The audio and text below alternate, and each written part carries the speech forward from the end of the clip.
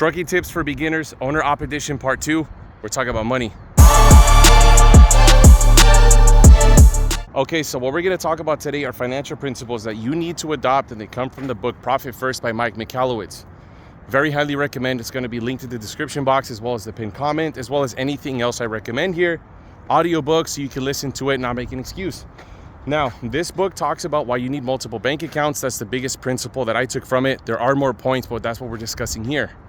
You need to have at least 5 to 6 bank accounts, and here's why. First one is for control. I have a business checking. I have a business savings that I use as a tax account, which accumulates interest. Prime, particularly Prime, if you're a solo owner op, then you want to have a different bank account for this, or automated in some fashion. But there's an emergency fund account, which is automated. So by the time I receive my deposit, it's already been separated. This would be for emergency purposes, maintenance, breakdowns, things like that. Then there's a specific tire fund, which also gets separated into its own account. The business checking specifically is used just to receive the funds. That's it. It receives and distributes. I don't use that card for anything. Then we have the business savings, which I use as a tax account, and it accumulates interest. That one just sits there, so when the tax bill comes, I can just write the check. On the personal side, I use 3 bank accounts, 2 checking and 1 savings.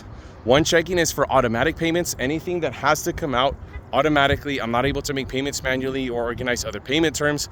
This is crucial because whatever comes out of there, I'm able to determine up to the penny before the month starts.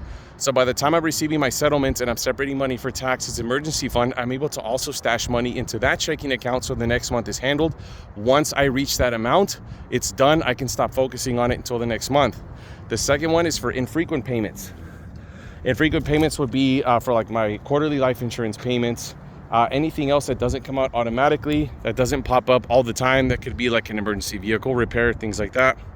And then the last one would be a high yield savings. I personally use Upgrade, link in the description box. It's not an affiliate link, but if that changes, I'll add a disclaimer. But I do get a kickback, and so do you. This one yields right now, as of recording this, 3.48%. It sometimes hits 5. You want to have a high yield savings because then it accumulates and doesn't just sit there. You need to keep the money moving by itself. That's it for today's video. Don't forget to like, share, subscribe, leave a comment if you want any tips. This is also part of a playlist, which I'm going to be linking in the description box, as well as a pinned comment, and take care.